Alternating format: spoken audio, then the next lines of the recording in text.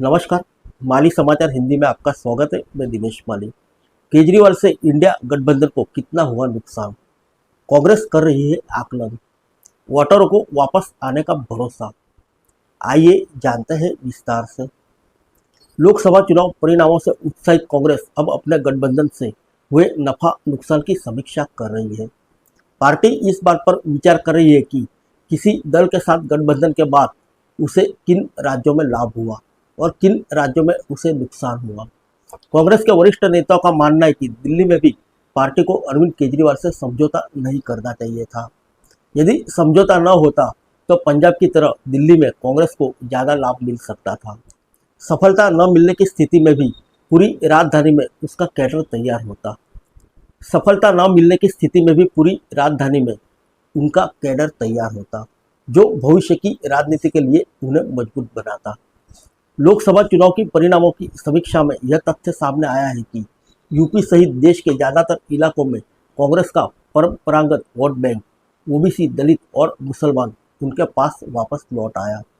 इस vote bank के बुते ही पार्टी पिछले लोकसभा चुनाव में 52 सीटों की तुलना में इस बार 99 सीटों तक जीत सकी।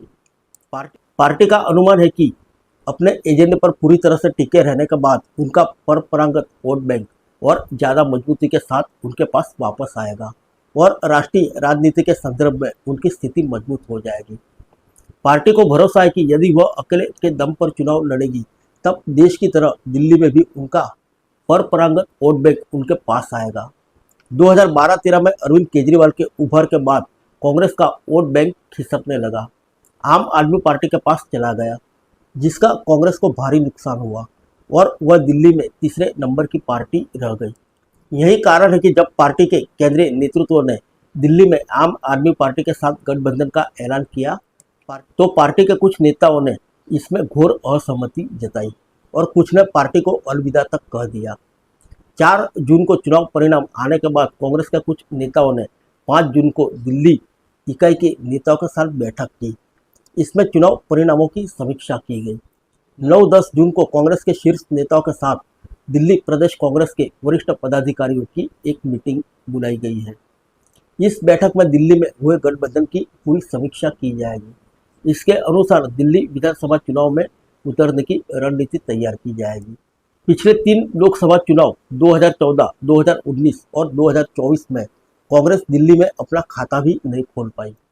2015 और 2020 के विधानसभा चुनाव में भी उसे कोई सफलता नहीं मिली, लेकिन अब कांग्रेस को पूरा विश्वास है कि अब वह दिल्ली में अपनी राजनीति शुरू कर सकती है। दिल्ली प्रदेश अध्यक्ष देवेंद्र यादव ने कहा कि वे लोकसभा चुनाव परिणामों की समीक्षा कर रहे हैं। अगले 2-3 दिनों के बीच केंद्रीय नेतृत्व के साथ इस मुद्दे पर एक बैठक है और उसमें चुनाव परिणामों और आगे की रणनीति पर विचार किया जाएगा। कांग्रेस में गठबंधन के असर की समीक्षा की जाएगी। पार्टी के जो नेता गठबंधन से असहमति जताते रहे हैं उनसे भी राय पूछी जाएगी। देवेंद्र यादव ने कहा कि विधानसभा चुनाव में वे समय रहते वे हर क्षेत्र में योग्य उम्मीदवार की पहचान करेंगे, उन्हें विधानसभा चुनाव के लिए तैयार कर चुनावी मैदान में उतारेंगे। इसके लिए पार्टी के सभी नेता कार्यकर्ताओं की राय ली जाएगी, लेकिन दिल्ली विधानसभा चुनाव में जाने से पहले संगठन में कुछ बड़े बदलाव किए जाएंगे, जिससे पार्टी को निचले स्तर पर मजबूत बनाया जा सके। फिर मिलेंगे अगले बुलेटिन में अन्य किसी खबर के साथ। तब तक के लिए इजाज़त दीजिए। नमस्कार।